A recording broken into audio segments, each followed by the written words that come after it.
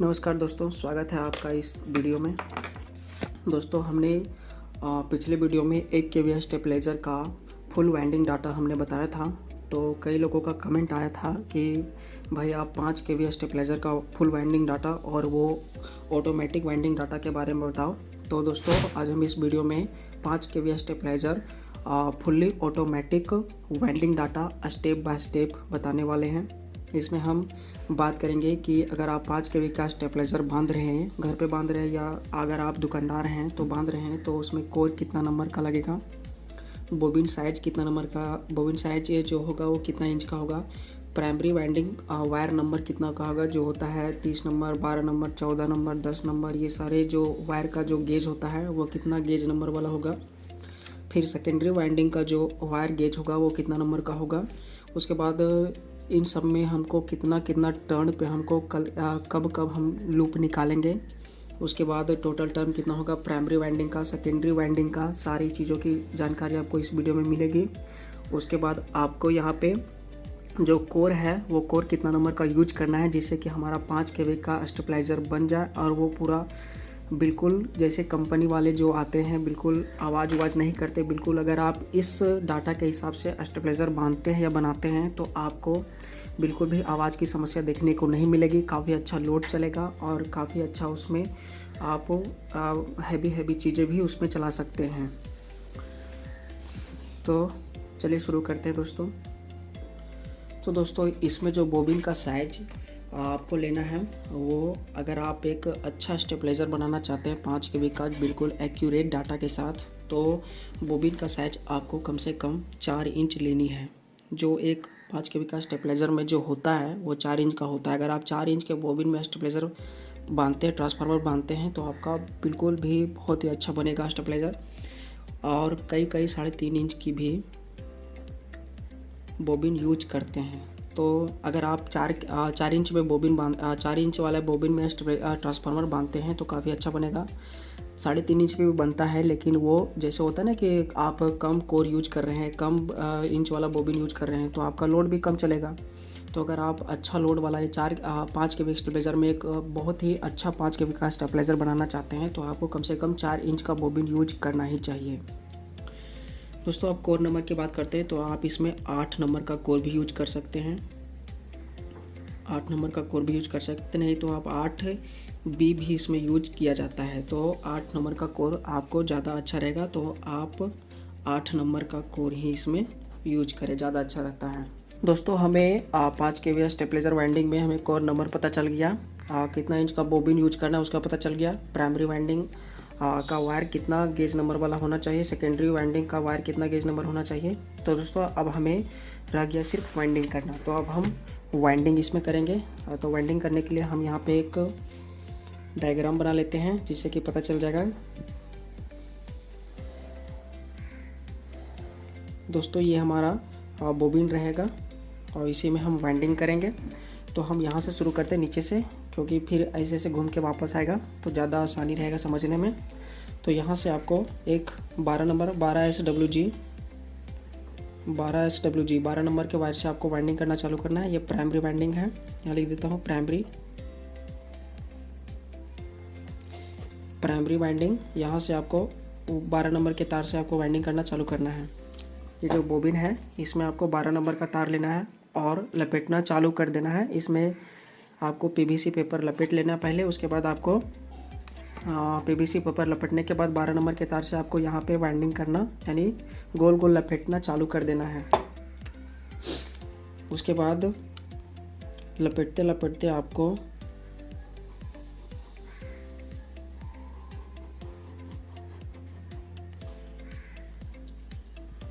यहाँ से इसको आपको 137 टर्न लपेटना है। याद रहे, इसको आपको 137 टर्न लपेटना है। 137 टर्न लपेटने के बाद ये यहाँ पे लूप नंबर 1 निकलेगा, लूप नंबर 1, यहाँ पे लूप नंबर 1 निकल जाएगा। उसके बाद यहाँ पे आपको तार को काटना नहीं है, इसको मोड़ के जितना लंबा आपको चाहिए उतना लंबा आपको मोड़ के फिर से आपको यहाँ पे लपेटना चालू कर देना है। उसके बाद 68 टर्न। यहाँ से लूप नंबर 1 निकलने के बाद यहाँ से आपको बांधना चालू करना है, इसमें लपेटना। उसके बाद लपेटते लपेटते जब 137 टर्न हो जाएगा उसके बाद आपको एक लूप निकाल देना है। एक लूप निकालने के बाद फिर वहाँ से आपको 137 टर्न लपेट के छोड़ देना है। उसके बाद लूप नंबर 1 निकाल के फिर वहाँ से आपको काउंट करना है और 68वां टर्न जब यहाँ से पहला टर्न हो जाएगा, पहला टर्न, उसके बाद यहाँ से लपेटते लपेटते पहला टर्न पे आपने यहाँ पे ये सेकेंडरी वाइंडिंग हमारा चल रहा है, ये हमारा सेकेंडरी वाइंडिंग है, सेकेंडरी वाइंडिंग। उसके बाद यहाँ पे हमने यहाँ से काउंट करना है सेकेंडरी वाइंडिंग का। तो यहाँ पे हमने लूप नंबर 1 निकाला। उसके बाद यहाँ से 68वां टर्न पे फिर से हमको एक लूप निकालना है और ये रहेगा हमारा लूप नंबर 2। यहाँ से 68वां टर्न पे हमको लूप नंबर यहाँ पे 2 निकालना है। उसके बाद 68वां टर्न काउंटिंग 68 से ही शुरू होगा, फिर से 1 से शुरू नहीं होगा, याद रखें। फिर से यहाँ पे आपको 68, 69, 70, 71, 72 इसी तरह करते करते जब आप 113वें टर्न पे पहुँचेंगे तो फिर आपको एक लूप निकालना रहेगा। ये 113वें टर्न पे आपको निकालना है लूप नंबर 3। याद रहे काउंटिंग 1 से शुरू नहीं होगा। 68 के बाद 69, 70, 71 जब 113वां टर्न आएगा तब यहाँ पे लूप नंबर 3 निकलेगा। फिर से यहाँ आपको लपेटना चालू करना है और फिर से जब 157वां टर्न आएगा, 113 के बाद 14, 15, 16, 17 इसी तरह 157 बार लपेटने के बाद, यानी काउंटिंग यहीं से रहेगा। 68 के 68वां टर्न पे लूप नंबर 2 निकलेगा। उसके बाद फिर उसी में काउंटिंग करते करते 113वां टर्न पे लूप नंबर 3 निकलेगा। उसके बाद 157वां टर्न पे आपको लूप नंबर 4 निकालना है। फिर से लपेटेंगे, चालू करेंगे यहाँ पे। के बाद फिर यहाँ पे एक हमारा आखिरी लूप नंबर 5 आएगा जो कि 166वां टर्न पे हमारा आखिरी लूप निकलेगा। तो सबसे पहले आपको प्राइमरी वाइंडिंग का ये हमारा कोर है, ये हमारा जो है बोबिन है और इसी में सबसे पहले हम लपेटना चालू करेंगे। 112 नंबर के तार से आपको 137 टर्न लपेटना है। 137 टर्न लपेटने के बाद फिर से आपको एक लूप बाहर निकलेगा जिसको लूप नंबर 1 बोलेंगे। उसके बाद लूप नंबर 1 निकाल के उसके बाद फिर 68 टर्न लपेटेंगे, फिर हमारा लूप नंबर 2 निकलेगा और वहीं से गिनती करेंगे। 68 के बाद 69, 70, 71, 72, 73 उसी तरह 113वां टर्न पे हमारा लूप नंबर 3 निकलेगा। काउंटिंग इसी में रहेगा। 113वां के बाद 14, 15, 16, 17 इसी तरह 157वां टर्न पे हमारा लूप नंबर 4 निकलेगा। उसके बाद 157 के बाद जब 166वां टर्न हो जाएगा तो हमारा लूप नंबर 5 निकलेगा। याद रहे वायर को कहीं काटना नहीं, अगर आप काटते हैं तो बाद में आपको दिक्कत पड़ सकती है, ट्रांसफार्मर जो है जलने की संभावना बढ़ जाती है। तो वायर को कहीं पे काटना नहीं है। एक ही वायर से प्राइमरी वाइंडिंग और सेकेंडरी वाइंडिंग, ये 12SWG एक ही वायर से दोनों को वाइंडिंग करना है, एक ही वायर से वाइंडिंग करना है। अलग अलग वायर इसमें ज़रूरत नहीं है। ये 5 kV का स्टेबलाइजर में एक ही वायर से वाइंडिंग करना है। तो 12 नंबर के तार से आपको वाइंडिंग करना है। तो ये वाइंडिंग का डाटा रहा। अगर आप इस डाटा से वाइंडिंग करते हैं तो आपका ट्रांसफार्मर बिल्कुल परफेक्ट बनेगा, उसमें किसी तरह का सनसनाहट का आवाज़ नहीं आएगा। काफ़ी अच्छा लोड उठाता है अगर आप इस डाटा से बनाते हैं तो। दोस्तों ये ऑटोमेटिक ट्रांसफार्मर जब आप बनाते हैं तो ये इसका ऑटोमेटिक का ये वाइंडिंग डाटा था। तो इसमें एक चीज़ और ज़रूरत पड़ता है, जब आप इतना वाइंडिंग कर लेते हैं प्राइमरी वाइंडिंग सेकेंडरी वाइंडिंग, तो उसके बाद आपको इसमें रिले लगाने होते हैं। आपको याद होगा कि जब ऑटोमेटिक ट्रांसफार्मर बनता है तो उसमें अपने आप उसमें मैनुअल रोटरी स्विच नहीं होता है, उसमें ऑटोमेटिक अपने आप वोल्टेज कम ज़्यादा करता है। तो उसमें आपको रिले लगाने होते हैं।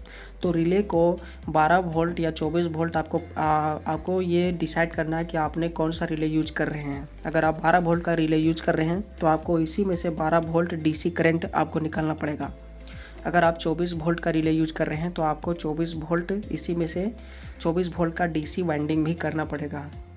तो हम इसमें 12 वोल्ट और 24 वोल्ट, तो हम इसमें 24 वोल्ट का तो अगर आप 5 kV का स्टेबलाइजर बना रहे हैं तो मैक्सिमम आप 24 वोल्ट का रिले यूज करें, ज़्यादा अच्छा रहता है, जल्दी जलता नहीं है। तो उसमें आपको करना क्या है, जब आप इस बोबिन में पूरा वाइंडिंग कर देते हैं प्राइमरी सेकेंडरी, तो उसके बाद पूरा अच्छा से इसमें पीवीसी पेपर से उसको कवर कर देना। उसके बाद सेलो टेप से पूरा अच्छा से उसको बैठा लेना है। उसके बाद 26 नंबर 26 नंबर के तार से आपको इसी ट्रांसफार्मर में आपको 22 बार लपेटना है। कितना बार लपेटना है, यहाँ से कॉमन रहेगा, आपको 22 टर्न लपेटना है। 22 टर्न लपेटना है 26 नंबर के तार से। ये एल्युमिनियम कॉपर कोई भी ले सकते हैं। तो आपको 26 नंबर के तार से आपको 22 टर्न लपेटना है। यहाँ पे 0 वोल्ट हो जाएगा और यहाँ पे आपको 18 वोल्ट निकल जाएगा। 18 वोल्ट ही निकालना है, ज़्यादा वोल्ट नहीं निकालना है। तो आपका इससे क्या होगा कि आपका रिले अच्छा से ऑपरेट करेगा। तो आपको 18 वोल्ट निकालना है और इस पर आपको 24 वोल्ट का रिले लगाना है। तो दोस्तों ये हमारा 5 kV स्टेबलाइज़र का ऑटोमेटिक वोल्टेज स्टेबलाइज़र का ये पूरा फुल वाइंडिंग डाटा था। अगर आपको इसमें किसी तरह का प्रॉब्लम आ रहा है तो कमेंट करके पूछ सकते हैं, मैं उसका जवाब देने के लिए हमेशा तैयार हूँ।